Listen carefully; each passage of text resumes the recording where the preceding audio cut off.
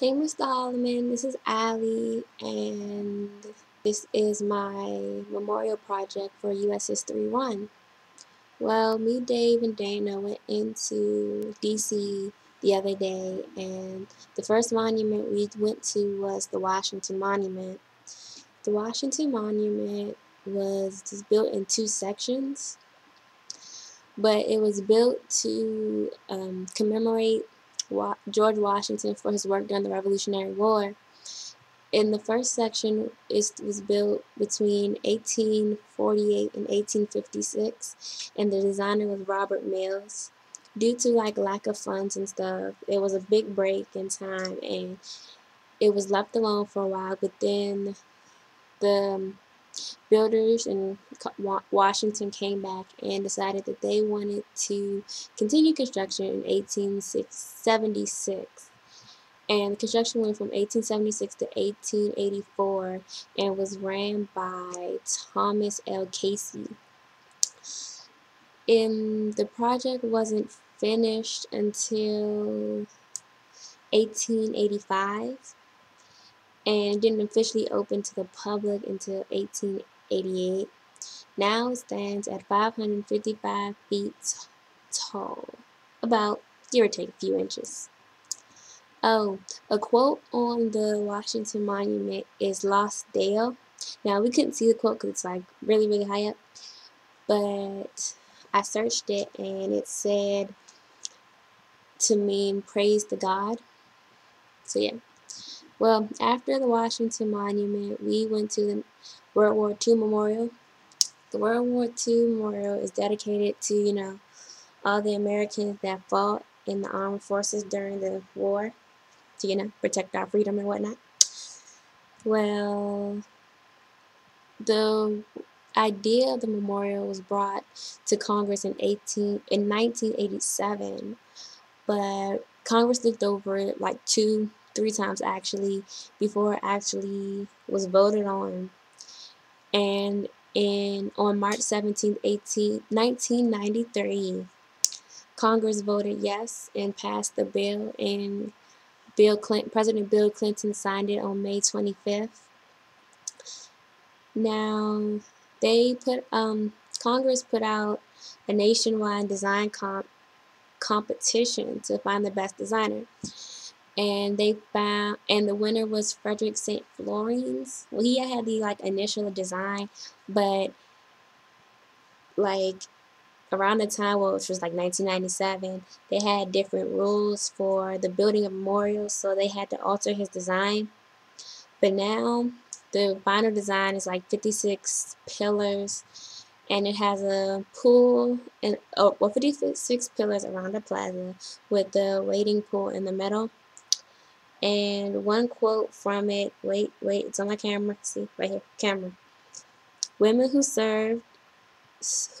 stepped up were measured as citizens of the nation, not as women. This was a people's war, and everyone was in it.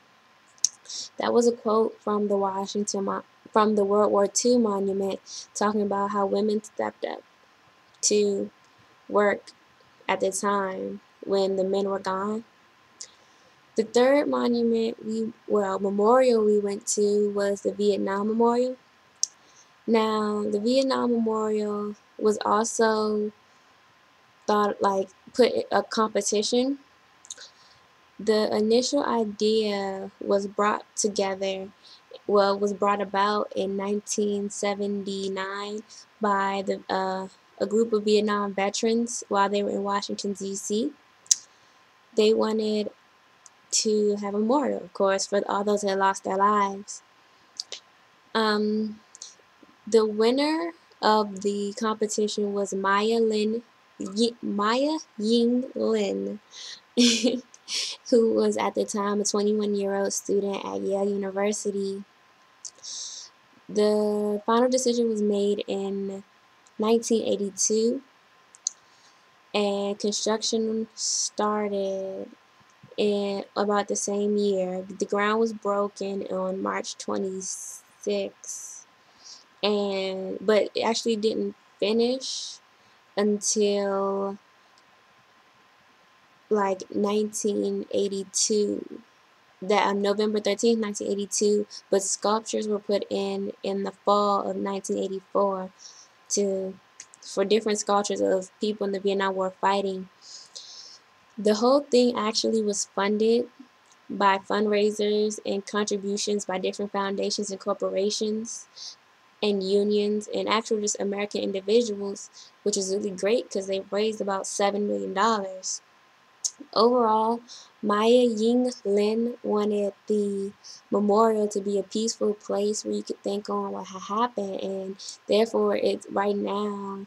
Her idea was a large wall with the names of all those who had fought, and now the wall stands at 246.75 feet long, and it's a black bedrock. The last memorial, uh, well, I didn't know what to do for quotes for this because it was a bunch of different names. So I was going to give you names, but I actually decided on just doing this little sign because there's a little sign next to the memorial, and it says, "Honor those who served." But besides that, I mean, there are different names, but I don't know if you want that, like Paula Sparks or, people like that, but I figured that was kind of obvious. I don't know. Well, the last memorial we went to, like I said, was the Lincoln Memorial. The Lincoln Memorial, of course, was paying homage to our 16th president, President Lincoln. And it has the kind of Greek temple build. Right now it stands at 190 feet long and 119 feet wide and almost 100 feet high. And above, well, the actual history, it wasn't construction, okay, it was proposed in 1867, but due to, again, lack of funds by Congress, the actual building and construction didn't start until 1914, but the bill was approved in 1910. It didn't actually open to the public until 1922, though. And above Lincoln, there's a quote that says, "In this temple, as in the hearts of the people for whom he saved the Union, the memory of Abraham Lincoln is enshrined forever." And that was the last memorial we went to. Well, I hope you enjoyed this video here. Well, signing off. Bye-bye.